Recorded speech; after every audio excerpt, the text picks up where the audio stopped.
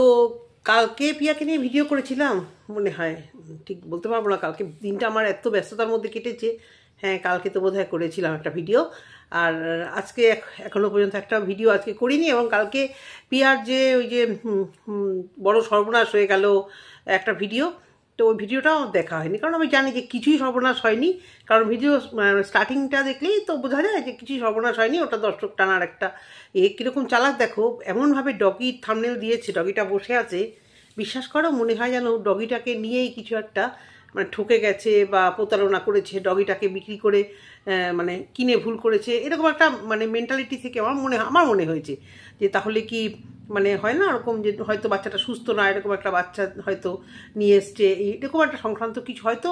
এবং আমার মনের মধ্যে এটুকু জানি আমি যে ওটা ওটা মিন করেও দিয়েছে, না হলে এত বড় সর্বনাশ হয়ে গেল, এত বড় প্রতারণা হলো বলে ডগিকে ওরকমভাবে বসিয়ে রেখে না কেউ দিত না থাম্বনেলটা। হ্যাঁ, ও চলে ওই যে ডালে ডালে, আর আমরাও চলি পাতায় পাতায়, তাই না? ও তো ভাবে ভিউয়ার্সরা নুন ছাড়া ভাত খায়, ঘাস দিয়ে বোধহয় ভাত খায়।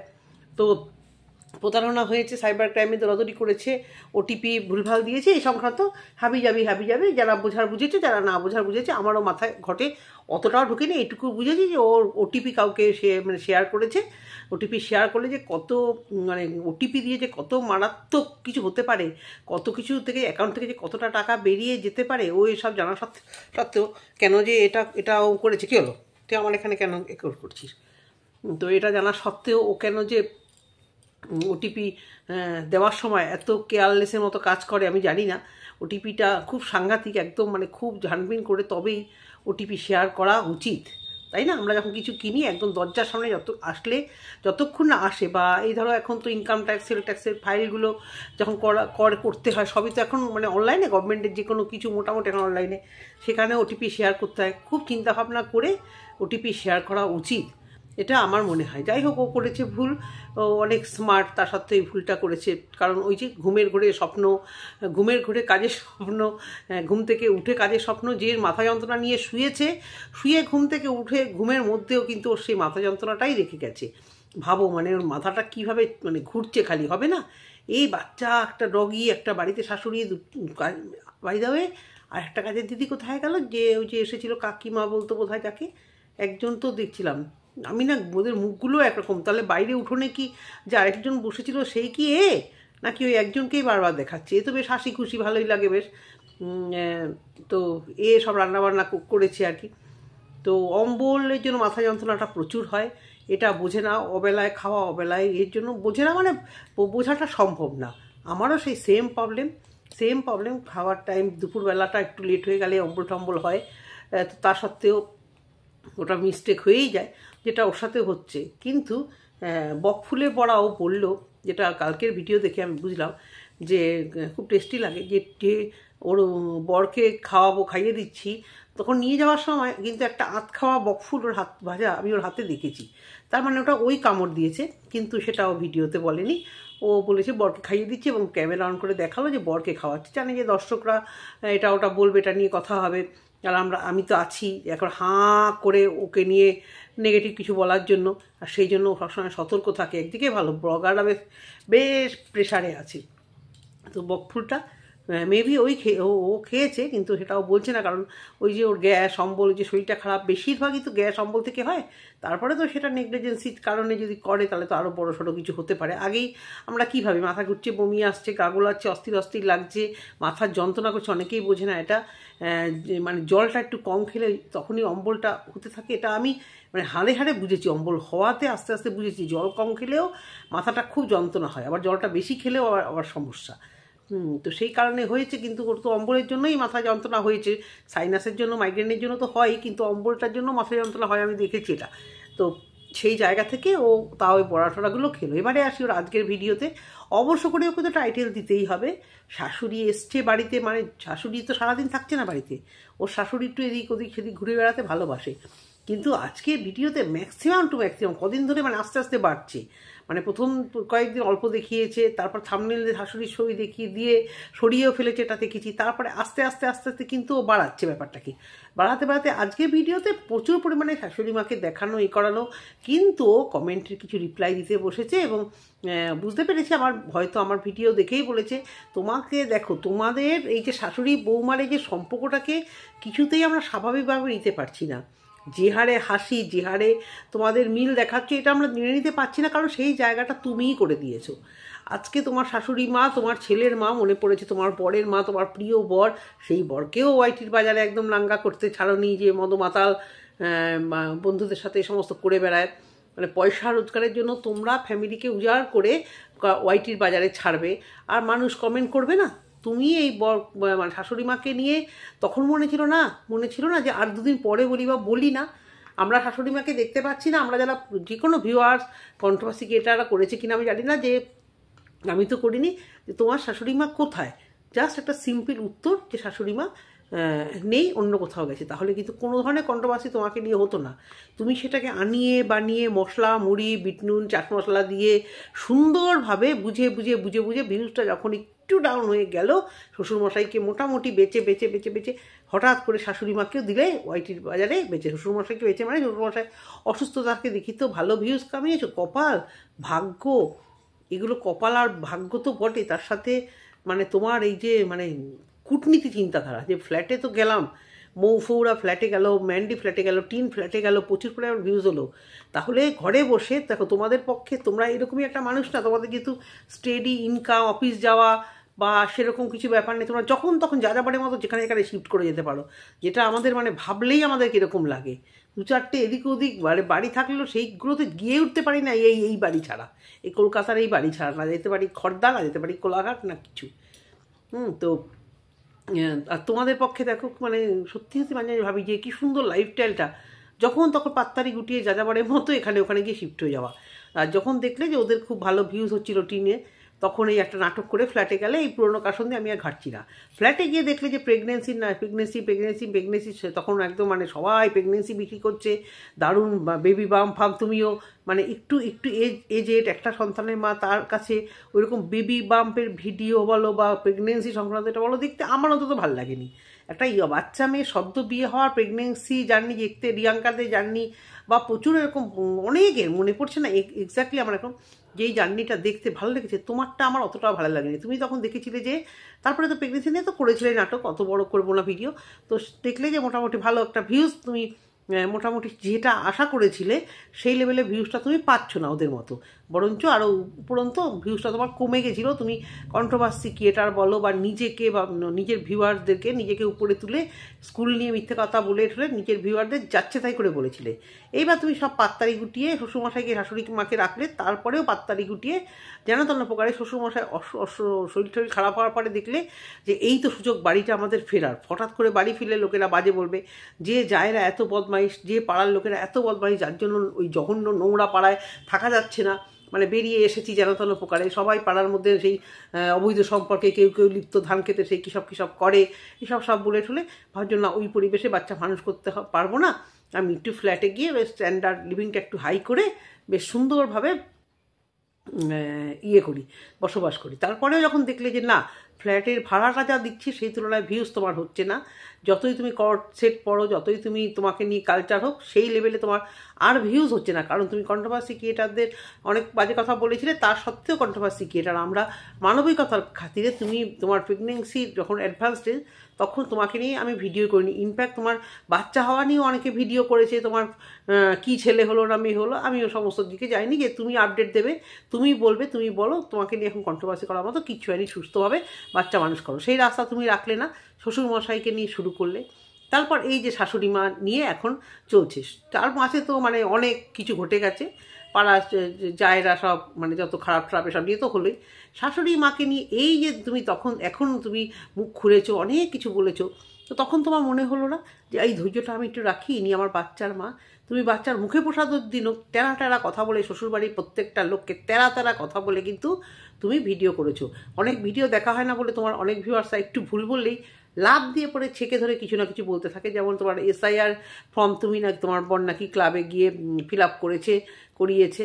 তো যাদের সাথে এত মিল সব থেকে তুমি আলাদা এক্সক্লুসিভ কিছু করো, এখানেই তো অবাক লাগে। সবাই যখন এক জায়গায় গেল, যেই দেখেছো রোহনের বাড়িতে কল্পনা এসছে, ছন্দা যাতায়াত করছে, ভাই তোমাকে তখন তো আলাদা করতেই হবে। এইটা তো অসুবিধার কিছু নেই, এরকম সবাই করে, আমরাও করি, বিশ্বাস করো আমরাও করি। যাকে এড়াবো সে যেখানে যাবে আমরা তাকে এড়িয়ে চলবো। ভাই সত্যি কথা বলতে কোনো অসুবিধা নেই। আর একজন আমাকে বলেছে না যে সত্যি কথা বললে ভিউজ হয় না, হ্যাঁ মিথ্যে আর ব্লগারদের তেল বেড়ে থাম্বনেল দিলে যে ভিউজটা হয়, সত্যি কথা বললে সত্যি কথা বললে ওই হারে ভিউজ হয় না। এটা একদম সত্যি কথা, সেই লেভেলে হবে না। তো তুমি এবার শাশুড়ি মাকে দেখাচ্ছ যে শাশুড়ি মা তোমার মানে ভীষণ ভালো, কিন্তু কারণ সহ্য হচ্ছে না, এই খাটনি অনেক কথা। এইসব জায়গাটা কে করে দিয়েছে? এই জায়গাটা কে করে দিয়েছে? এই জায়গাটা তুমি করে দিয়েছো। এখন তুমি বললেই চুপ করবে, নাকি তুমি তাড়িয়ে দেখছো বাহ দু একদিন তো মোটামুটি কন্ট্রোভার্সি হয়তো সেভাবে হচ্ছে না আমাকে নিয়ে, আবার বসে যাই? তুমি কমেন্টের উত্তর দেবে না, তুমি কন্ট্রোভার্সি ভিডিও দেবে না, অথচ প্রত্যেক দুদিন পর। আর তোমার লাইফে কি রোজ কিছু নতুনত্ব ঘটে গো? আমাদের লাইফে রোজ নতুনত্ব ঘটে না, কিছুদিন ঘটে। তোমার লাইফে আজকে একটা মারাত্মক মাথা যন্ত্রণা করছে, কালকে তোমার একটা বড় ক্ষতি হয়ে যাচ্ছে, পরশু ভ্যাকসিনের ডেট ভুলে যাচ্ছ, তরশু এই হয়েছে। একটা মানুষের জীবনে রোজ কিছু না কিছু ঘটতে পারে, তোমরা বলো তো বন্ধুরা? হ্যাঁ, কালকে শাশুড়ি মা খাট নিয়ে হাজির হলো, রোজ ঘটতে পারে? এটা তোমাদের একটু ডাউট লাগে না যে রোজ একটা কিছু নতুন কিছু? আমার তো মনে হয় ভিউজের জন্য এই পুরো ধরনের ওইগুলো মানে একটা করে নতুন গল্প ফাঁদে, যে আজকে আমি ভিডিওটা কী দিয়ে করব। সামান্য কিছু হলো, সেটাকে নিয়ে হয়তো একটা মানে বিশাল আকারের হয়তো বাড়িয়ে, হয়তো ওর সাথে জিনিসগুলো ঘটেইনি, হয়তো সেগুলো নিয়েও বসে গেল। একটা আমি দেখি যে কী মানে পরিবর্তনশীল জীবন, প্রত্যেক দিনই ওর জীবনে থাম্বনেলে দেওয়ার মতো একটা কিছু ঘটে যায়, মানে অবাক লাগে না? তো এই শাশুড়ি মা এখন ছেলের মা, আমার বর খুব প্রিয়, আমার শাশুড়ি মা, তাতে কি আমার শাশুড়ি মাকে কি ফেলবো? শাশুড়ি মার জন্য আমাদের বাড়ি ভাগাভাগিটা হয়ে গেছে। হ্যাঁ, ভাগাভাগি হয়ে গেছে। কিভাবে বললো দেখেছো আজকে ভাসুরকে, যে ওর কি আমার বরের দাদা ওরা বারণ করেছে। আচ্ছা তোমরা বলো তো, যারা ইয়ে বেশি বলো না কল্পনা খুব বাজে মিচকে খোঁচায়, তাহলে আজকে ও কন্টিনিউ কিন্তু এর আগেও দুদিন শাশুড়কে দিয়ে কিন্তু থাম্বনেল দেওয়া হয়ে গেছে। তাহলে ওর মতো নির্লজ্জ বলো তো কে আছে যারা ভালোবাসার ভিউয়ার্স একটু আমাকে উত্তর দেবে? বলতে আজকে বসতে বাধ্য হয়েছি। কল্পনা কিছু বলছে এখন বাড়ি নিয়ে, কল্পনা কিছু বলছে দেওর নিয়ে, কল্পনা কিছু বলছে যা নিয়ে ও চাইছে যে কল্পনা আবার খোঁচাক। ও কেন দুদিন আগে ভাসুরকে নিয়ে ভিডিও দিল, ওকে তো উত্তর দিতেই হবে। তোমরা ভালোবাসার ভিউয়ার্স ওকে কেন জিজ্ঞাসা করছো না তুমি কেন ভাসুরকে নিয়ে আবার তুমি থাম্বনেল দিলে? তুমি কেন আজকে ভিডিওতে আবার সেই বললে বরের দাদা ভাগ করে দিয়েছে, বলতে বাধ্য হচ্ছি, ওদের নিয়ে বলতে ইচ্ছে করে না, তাও বলতে বসে যে তাই ভিউজ নিয়ে এরকম খোঁচাচ্ছ কেন? বাড়ি ভাগ হয়েছে, সব হয়েছে, বলছো সীমানা হয়নি, তাহলে আবার কিসের ভাগ?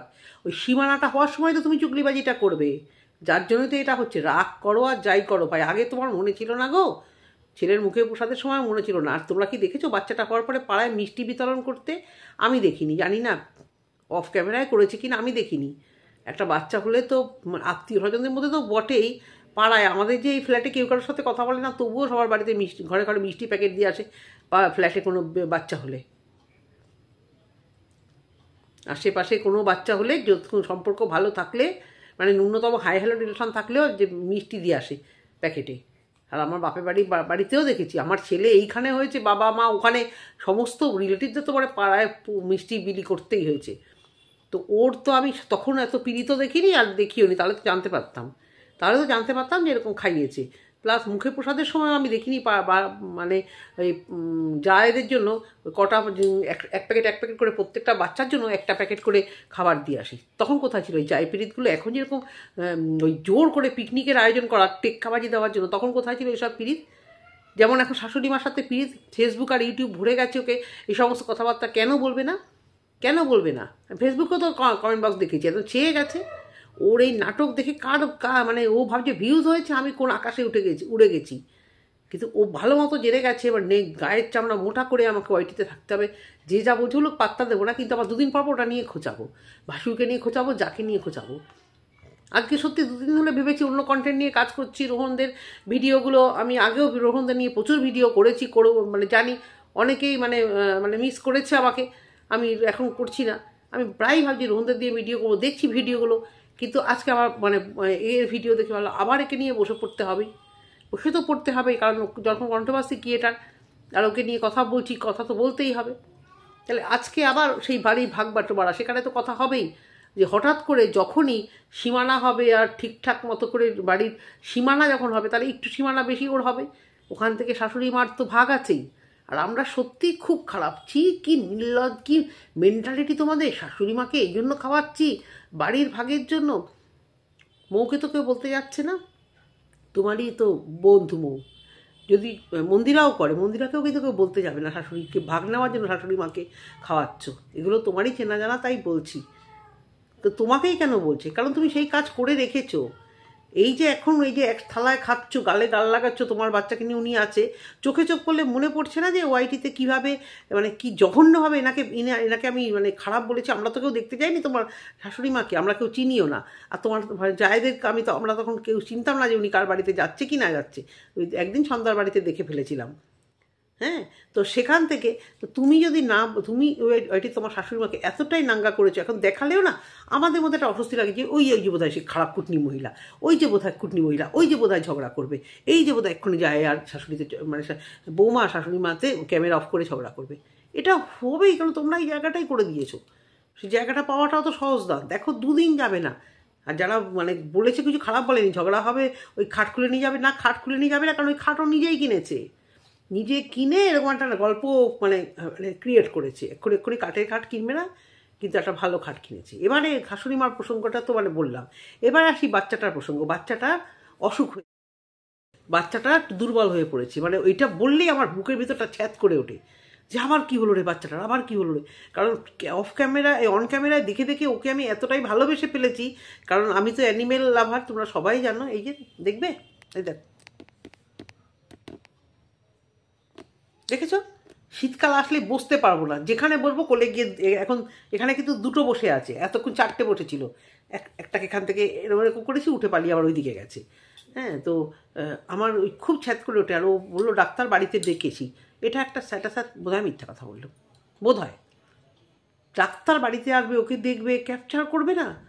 হ্যাঁ, এত কিছু ক্যাপচার করে এরা, বলছি তো যে হসপিটালে স্যালাইন আইসিইউ সব ভিডিও করে করে দেখায়। আর ওই বাচ্চাটাকে ডাক্তার আসবে এরকম একটা ভালো সুযোগ ও দেখাবে না গুটবুকে থাকার জন্য, তোমাদের মনে হয়? হ্যাঁ, আর ডগিদের ডাক্তার কলকাতার দিকে এত ডাক্তার, চতুর্দিকে চেম্বার, তাদেরই বাড়িতে কল করে আসা যায় না, ডগি বলো ক্যাট বলো, খুব মানে সবাইকে নিয়ে তার ওর বাচ্চাটা তো যথেষ্ট মানে মানে একদম মানে অসুস্থ হলেও নিয়ে যাওয়ার মতো। ও বললো ডাক্তার কল করেছি, বাড়িতে এসে ডাক্তার দেখে গেছে। এটা একদমও সত্যি বলেনি, কিছুতেই আমি বিশ্বাস করবো না, তোমরা যে যাই মানো এটা বিশ্বাস করেনি। এটা হয়তো কোনো চেনা জানা লোক, সে হয়তো এই সমস্ত নিয়ে কাজ করে, তাকে হয়তো বাড়িতে ডেকে এনেছে, ভেটেরিনারি কাউকে বাড়িতেও আনেনি, কোনো বাচ্চাকে দেখার জন্য। আর কি বললো, নেতিয়ে পড়েছে কেন, কৃমির ওষুধ খাওয়ানোর জন্য। তো এত কিছু জানো তোমরা, এত সরগরম একটা বাচ্চাকে এনে তো তার সম্পর্কে খাওয়া দাওয়া নিয়ে তো ভিডিও হয়ে গেল, কিন্তু ডিওয়ার্মিং যে করাতে হয় যে কোনো ডগি, এবং এই যে আমার ক্যাটুগুলোকে ডিওয়ার্মিংটা মাস্ট। কৃমি হলে ওরা ওদের খুব শরীর খারাপ করে। তো তোমরা তো গ্রামে গায়ে থাকো, আমরাই তাই লেকের থেকে ঘাস ফাস এনে খাওয়াই। তো তোমাদের মানে ডিওয়ার্মিং করার সাথে সাথে একটু ঘাস, কলমি শাক ফাক যদি কাটি দেখি দিব্যি চুকচুক করে খায়। আমি বলি কটা ঘাস নিয়ে আয়, তো নিয়ে এসে ওদের সামনে দিলে, আমার ডগি আর কি, বিড়ালগুলো খায়, টুকটুক করে ঘাস খায়। তো তোমাদের একটু ঘাস ফাসগুলো দিতে পারো, আর ডিওয়ার্মিং ওষুধ তোমাকে দিতেই হবে, সে কথা তো বললে না, কিছুই না। আবার কিছুক্ষণ পর এত শরীর খারাপ, ঠিক তোমার মতোই করো, এই শরীর খারাপ, এই পকোড়া খাচ্ছ, এই বাপের বাড়িতে চলে যাচ্ছ, মাথায় যন্ত্রণা, বমি, এই শরীর খারাপ হয়েছিল, ডাক্তার স্যালাইন নিয়ে শুয়ে থাকতে বলেছিল, তুমি আবার দান ধ্যান করতে গেছিলে, সেই ভিডিও তো দেখেছি যে কি লেভেলে তুমি করো, মানে সাংঘাতিক একদম। এবার বাচ্চাটাকে, শরীরটা খারাপ, বাচ্চাটাকে কিছুক্ষণ পরে বললে বাচ্চাটা সুস্থ হয়ে দেখো দৌড়দৌড়ি করছে। এদিকে বাচ্চাটা নাকি নামতে পারছিল না, বাচ্চাটা হাঁটতেই পারছিল না, আর বাচ্চাটা এখন দৌড়াচ্ছে। সবটাই তো তুমি বলছো, তাই আমরা জানছি। তুমি যদি না বলতে যে বাচ্চাটা এত অসুস্থ, আমরা তো জানতাম না বাচ্চাটা অসুস্থ। এই তুমিই বললে বাচ্চাটা এত অসুস্থ, হাঁটতে চাচ্ছে না, নড়ছে না, বা ভালো করে লাফালাফি করছে না, কিছুক্ষণ পরে বাচ্চাটাকে কী করছো, তত্তাজা করার জন্য আবার দৌড়াদৌড়ি করাচ্ছ। কোনটা বিশ্বাস করবো? আর ওদের এইসব দুষ্টু বাচ্চাদের খুব শরীর খারাপ না হলে আর নেতিয়ে পড়ে না। তাহলে নেতিয়ে যখন পড়েছিল তাহলে ওর খুব শরীর খারাপ হয়েছিল, তাহলে আবার সে চালু হয়ে গেল। এবং এটাও সত্যি, বাচ্চা এই যে ঘরে এই বাচ্চাগুলো পুষলে না, ডিওয়ার্মিং ওদের সাথে সাথে বাড়িতে প্রত্যেকটা মেম্বারের, যেহেতু মানে ওদের সাথে আমরা সারাক্ষণ থাকছি, যখনই ওদের ডিওয়ার্মিং করবে 6 মাস 7 মাস পর পর বাড়ির প্রত্যেককেই ডিওয়ার্মিং করানো উচিত। তোমার নিজের বাচ্চাগুলোকেও এবং ইনফ্যাক্ট তোমাদেরকেও। ডিওয়ার্মিংয়ে তোমাদের ওই দুধ খাওয়া ঠাওয়ায় সমস্ত সাইড এফেক্ট কিচ্ছু নেই। আমি কথাগুলো যে বললাম একটু জিজ্ঞাসা করে দেখবে ডাক্তারকে। অনেক দিন ধরেই তো ঘাঁটি এবং ঘেটে অনেক কিছু জানতে পারি, হয়তো আরও অনেক কিছু জানার, অনেক কিছু করার থাকে। তো এই কথা যে শাশুড়ি মাকে নিয়ে তোমার যে কমেন্ট সেকশানে কমেন্ট এসছে, ভিউয়ারদের কোনো দোষ নেই। আর যদি আমার ভিডিও দেখে বলো, আমিও কোনো ভুল বলিনি, কারণ এই জায়গাটা তুমি করে দিয়েছো। শাশুড়ি মার সঙ্গে তোমার এই যে একটা নর্মাল এই যে ঢলাঢলি, এটা একদম মানে জাস্ট মেনে নেওয়া যাচ্ছে না, কারণ এর জন্য দায়ী তুমি। এর জন্য দায়ী তুমি। এটা মানাতে অনেক দিন সময় লাগবে। স্টে করো 6 মাস 7 মাস 1 বছর স্টে শাশুড়ির সঙ্গে আমরা দেখতে চাই। এই সুন্দর সম্পর্ক খুনসুটি ঝগড়া অশান্তির মধ্যে দিয়ে কিন্তু 1টা বছর শাশুড়ি মা তোমার সাথে খাক, মেনে নেব যে সুন্দর সুসম্পর্ক। চ্যালেঞ্জ করে দিয়ে গেলাম, এটুকুই বললাম ভিডিওতে। যদি ভালো লেগে থাকে অবশ্যই করে কমেন্ট সেকশনে কমেন্ট করবে। টাটা।